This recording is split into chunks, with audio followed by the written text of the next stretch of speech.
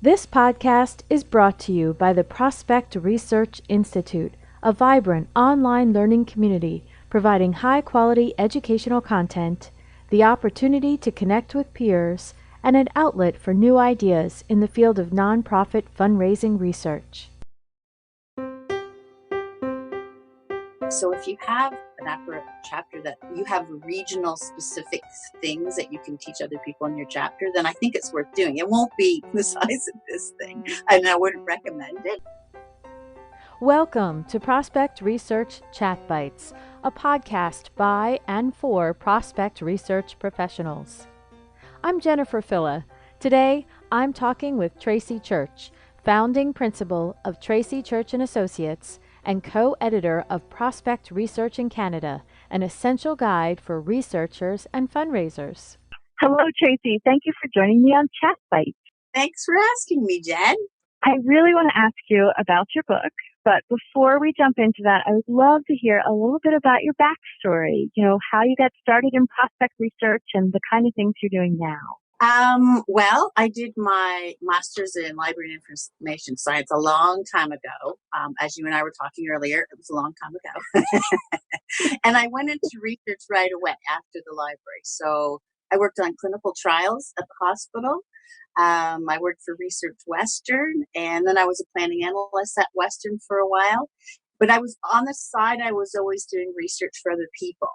I was a ghost writer for academic writers and things like that. And then I saw this ad about 15 years ago for London Health Sciences Foundation for a prospect researcher. And I thought, I can do that. That's like totally kind of what I do now for different clients. So, so I guess the rest is history. But yeah, so I worked with them for about 5 years and CNIB for about 5 years, KCI for 2.5. And then the last 2.5 years, I've set up my own research and charitable sector consulting business. So I get to work with clients across Canada. So yeah, I love it. Totally love it. Yeah. Lucky. I'm lucky. That's a lot of fun. Yes. Yeah. And now you are a co-editor of a pretty hefty book. We were just showing that we have our copies here. Yeah, indeed. And I'm curious, what made you want to work on a prospect research book? Well, I can never do anything halfway, Jen. So of course I did dive into the industry, but I've been teaching the prospect research and fundraising course at Western University in the MLIS program for about 9 years now. So we used a US text and an outdated text. And in Canada, the resources are different. We have privacy laws here. so there's a lot of things you can't get up here. But the processes are the same, really. That's why we obviously we go to your conferences and everything, the processes are the same, but the resources are totally different. So I was thinking about it for a long time, and then Liz Regman and I shared a hotel room at an APRA event, and she said she was thinking of it too. And I was APRA Canada president at that time, so I thought, well, maybe now's the time we can push this through. We were pretty successful just finishing our strategic plan. So it was sort of, we kind of took off from there. And we have our conferences in Canada here every other year, and it was an off year. So we thought this would be a good time to write the book and then roll it out at the next year's conference. So that's how it started. It was sharing room with Liz Regman. Never do that.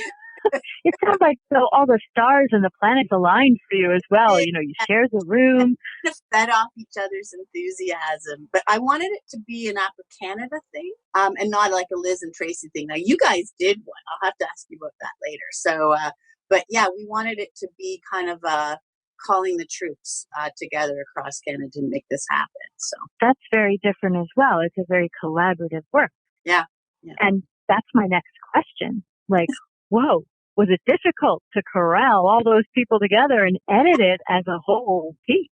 Well, yeah, we that was still several steps away from when we first made the decision. So I'll show you my little, the planning chart thing that we have. This is like a workbook. Wow. So I'm doing a session at APRA, as you know. I'll just do a little plug here about project planning and time planning. So we did have to, of course, first get approval from the board, decide what kind of funding we were willing to sort of put forward to it. And then we did a call for editorial committee first. So we did that, and we got about a dozen people that were interested, which is great. And then we decided from there what content we wanted to see in the book and what the timeline should look like. Then we did a call for authors, and we told them there was a pretty tight turnaround on content. We asked them what they would like to write. And if they couldn't do it within the assigned time, we just told them to step back. And then there were some experts in the fields that we actually approached personally and said, you need to do a chapter in our book, sort of in the nicest possible Canadian way. And so, we ended up getting more than 30 people step up that they wanted to write in the book, which was awesome. So then it was a matter of assigning different authors to different editorial staff so that each editorial staff member was responsible for the timeline of their authors or their chapter. So that's how it kind of worked. So it was very collaborative. There was a little like herding cats. There were some people, of course, that were later than others. And anybody who's had children like I have, it's not going to be perfect. And it's all working back to, remember in grade 2 when Susie wouldn't do her part? There's always that part too. But generally, we were really overwhelmed by the support. So we were happy about that. So, yeah. It was, as we call it, 2 years of blood, sweat, and tears. And I guess, fair amount of wine consumption in there. So we were co-chairs of the editorial committee. We both wrote a chapter, and then of course we had to corral everybody in. But everyone was very positive about it because we knew it was a good thing, right? So, and we knew we had a timeline. Let's face it, if you say people, we're doing this 3 years from now, they'll still do it 2 weeks ahead of time, right? So, yeah. It's so true. Well, they're people, no matter how old they are. So, yeah. Anyway. Yeah. I love the Gantt chart. That's pretty impressive. You were seriously planning. Yes. We showed that to the publisher we had, and we said, we're following this. And they had sort of sent us this one that was kind of done like on Word text, sort of, and we're kind of like, that's not a planning chart. This is a planning chart. They're like, oh, can we use that? And it's like, yeah, sure. Oh my heavens. I'm glad that you That's love hilarious. it. I love that it's a Gantt chart. Well, I did do some project planning at an insurance company. And of course, when you're talking IT, you have to have all the parts moving and know which ones will block others from happening. Yeah, it was fun. I enjoyed that part of it. Leave it to a researcher. I know, totally. It's just and it's colorful. Yeah, I think the publishers should be running to us, like, please write for us because you're so organized. Well, we're strategists, right? So, yeah, definitely. So, yeah. True. We had lots of editing going on. We edited many times over, but they did say it was one of the easiest they did. Now, they did say also it was one of the biggest they've ever done, which we're very proud of. Yeah, it's pretty significant. Yes, it's a tome.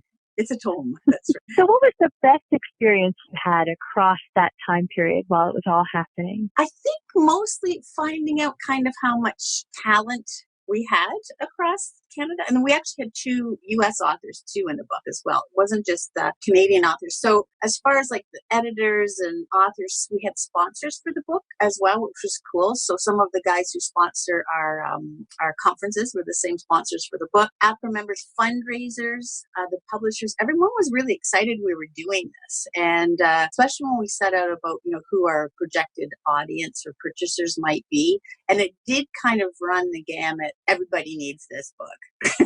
We were convinced, right? So, because it's not just Canadians, right? That's what I was going to ask. Really, who is this for? Is it only for Canadians because it has Canadian sources, or tell me more about that? Well, yeah, and I kind of wrote this down because you were talking about this, but no, it's not just for Canadians. So if you look through the book and you see how it's planned out, so the identification part, research part, database management, data mining, strategic planning, diversification, case studies, team management. I wrote them all out. There's other areas. So these are all the fundamentals that every researcher needs to know, right? And then we just dive in a little more deeply when it comes to Canadian resources. But a lot of the database or that we use are also the ones that you guys use, So there's some of the same resources. We basically wanted it kind of the go-to text as well for courses. So we have prospect research courses across Canada and universities, so in the library programs. And then we recruit from the library programs. So now it's the mandatory text for my course and for the one at U of T at George Brown College and Georgian College and Humber College. So those now are it's the research text, right? So put it forward to have it as the Canadian CFRE designated reading text. Some of the larger shops, so say for instance, University of Calgary, a large shop for us is say 15 researchers. I know that's not large necessarily for the US, but it is for us. When they have a new researcher come in the door, they just want to hand them the text and say, we expect you to know this. This is our reference text. So it's like, awesome, that's great. So the larger shops use it as it's on shelves. And then the smaller shops, there's a lot of people out there, and that's a lot of times my business is the small to medium shops, people who don't have researchers. I use it in my training, and then it's a leave behind as well, right? So not just for Canadians, but I mean, obviously we did need something that addressed that. We don't have wealth engines here, so we can't push a button and find out what people bought house for mortgages and things like that, which I just kind of love that. Looking at real estate in the States, it's like, ooh, it's so exciting. So anyway. We tend to over-rely on real estate, I think. Yeah. And I know I was very interested in purchasing it because I wanted to understand better what the Canadian resources were and kind of the status of public information in Canada as well. That has also, as we were discussing about the internet having walls now, it's important to understand the implications of work from one country to another.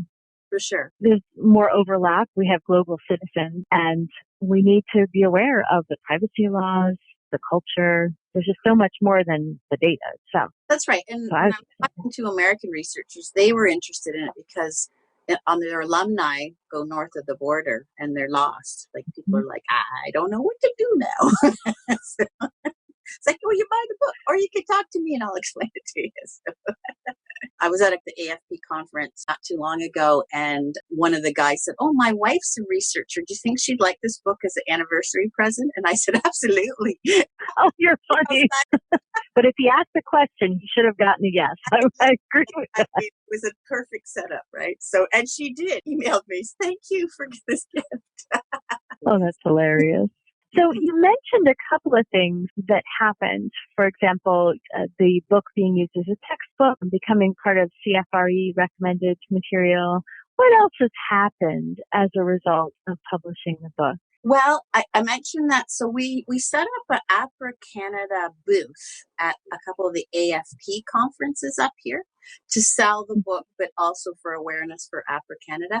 And people are way more aware of just prospect research in general now. I was surprised, like the AFP Congress in Toronto it's the big AFP conference up here.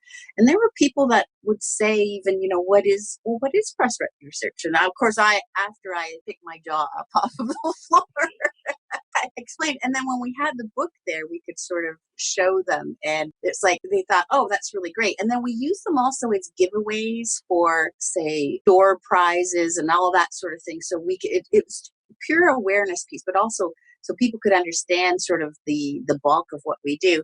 And then also a lot of fundraisers kind of pick it up and flick through it and they're like, oh, wow, this is like really hard. Is this what you guys do? It's quite significant. It's like, yes, it is.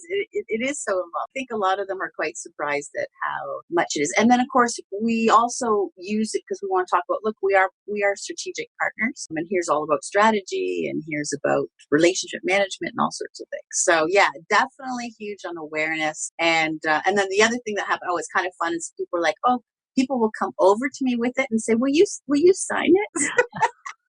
Well, we probably do that. That is sweet.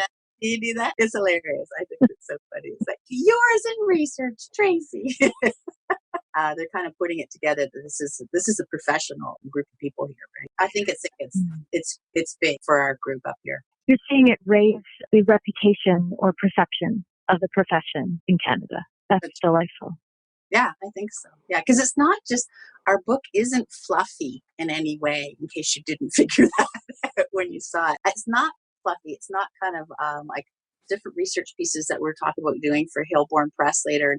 They're saying they don't want conceptual fluffy stuff. They want, they want sort of like hard strategic sort of information, and research books give them that, right? Whereas there's a lot of soft, fluffy things. When you look at other kind of fundraising publications, there's an awful lot of ones that I consider kind of fluffy. But that's just me. I'm a researcher, so don't give me the fluff. Give me the stuff, right? So anyway. Well, I think there's a way to combine theory or philosophy with the tactical, practical, here's what you actually do or what people do. That's right. Or do with it, I think is important, right? But it's nice that the information gatherers, those of us, that we can take it to the next step and say, and here's what you do with it, right? So it's not a marketing book. That it's not meant to sell anything. It's meant to teach and to raise awareness, and that's right. That's pretty cool. Yep. And it's working. It's working. Yeah, that's right. So, and of course, all the proceeds go back to ACT. So the money that's been coming in, the royalties that have been coming in for the book, go towards scholarships in our conference. So it's kind of a win-win that way, for sure. Passive income. Oh my. I know. What's that about? Yeah. My mom was saying, well, what do you mean? You're not getting any of it? I said, no, Mom, it's going to ACT. She said, well, that's stupid. It's like, maybe next one. Yeah, that's right. I don't think she knows much about the publishing world. It's hard to be a Stephen King. This is for the good of the community. You pulled together these multiple contributors. You did all this planning, and your timing was good, and you had a partner to do it with you. Do you have any tips or ideas for others who might want to pull together a project like this? Well, yeah, as I alluded to earlier, is that you can't do it alone. You do have to build a team.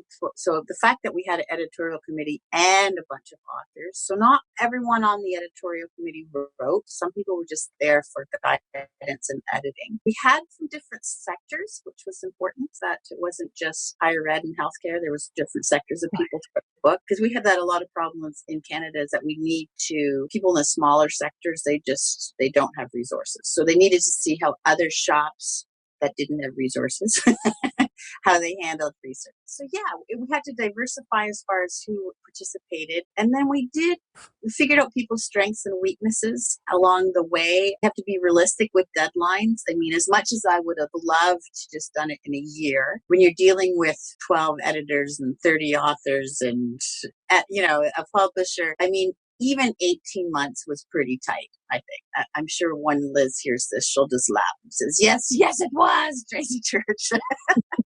But in all honesty, yeah, it's mostly just because it has to be a team effort. And then even though we were co-chairs, I mean, we did hand over to the editorial committee. They had a lot of responsibility to get their pieces together. So it wasn't just us. We had final look at it. We had our own areas of responsibility, but yeah, they were a huge part. And then of course, the whole money part, it helps when you have sponsors. So we didn't want it to be too much of a burden for APRA. So between the sponsors that we received and the royalties received back, the book has already paid for itself, which is nice, right? So it's a good return on investment for APRA itself. Just think if APRA International did this, how awesome it would be. How many members are in APRA Canada? What are we talking about? Given year, around 200, 250. So not tons. We know there's others out there, because what happens is on a conference year, remember our conferences are every other year, we have a bit of a surge in membership. And then we see people at the APRA Canada conferences that aren't necessarily APRA Canada members. And APRA Canada membership's only $40. So it's not like it's very onerous at all. So about 200, 250, which is one of the larger APRA chapters. Say there's 1,000 researchers out there. Yeah, we're still trying to do our best to get everyone, not everyone, but most of them to be members of APRA Canada, right? Even if it comes out of their own pocket, which most of them do. It's not like an institutional membership. So you have around 200 members, and you were able to pull together a significant book for the profession. If you're thinking of doing it as a chapter and you might have 60 to 100, you could still put together quite a piece. You could. Whatever the goal is. Yeah, and I think so. And if there's something special to your region in Canada, we have specialties per province, really. So per state, of course, the access to information is different per each state. So if you have an APRA chapter that you have regional specific things that you can teach other people in your chapter, then I think it's worth doing. It won't be the size of this thing, and I wouldn't recommend it. But if you might be able to do it based on what's specific about your chapter, and then we could collect them. It'd be like a series. I think that would be incredible. We'll have to share a room, Jen, and then, with Liz. Oh, no. The hotel room. Oh, dear. Have a glass of wine.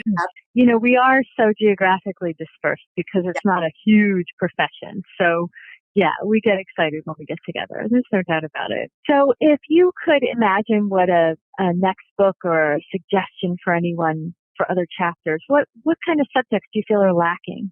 Well, of course, we have to dive a little bit more into where we sit strategically within the fund development team.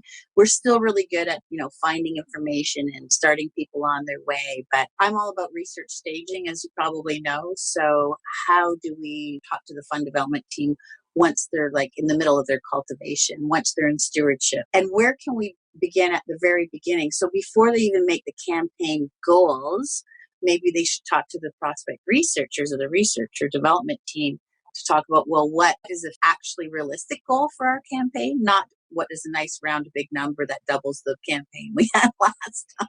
Do you know what I mean? So that's when you get into demographics of the region and all sorts of things like that. If the researcher team, or the development team can be sort of hand in hand right from the very beginning, right to the very end. So there's a lot of things still, not to say missing from our book, but there's certainly enough information out there, steps that researchers know about that would qualify for another book. Now, I'm not ready yet, but maybe you are, Jen. Well, maybe there's another chapter out there who will hear the podcast and say, ooh. Right. Get inspired. There's some big chapters out there. So, yeah, that's right. Yeah. And a lot of talent. As I said, we were surprised how much talent we had, just people coming forward. As I said, and we had a couple American authors too. So you guys have lots and lots of talent down there. Sounded like you were talking about a campaign book. Could someone write about how prospect research can be involved in a campaign from start to finish? Absolutely. That would be smaller in scope. But we could still market it. Yeah. Oh, yeah. Yeah. Well, I am so glad that you were willing to share with me today and all of the listeners about the book. We haven't had a lot of books in the field, period. And recently there's been like an explosion. It's fantastic. You can search on Amazon, and I'm just thrilled that you were able to do that in such a collaborative way through APRA. It's a beautiful thing. I'm excited. Yes, thank you very much. It was a beautiful thing. It's a memory, almost like childbirth. I've forgotten all the pain already, and it's only joy left. That's perfect.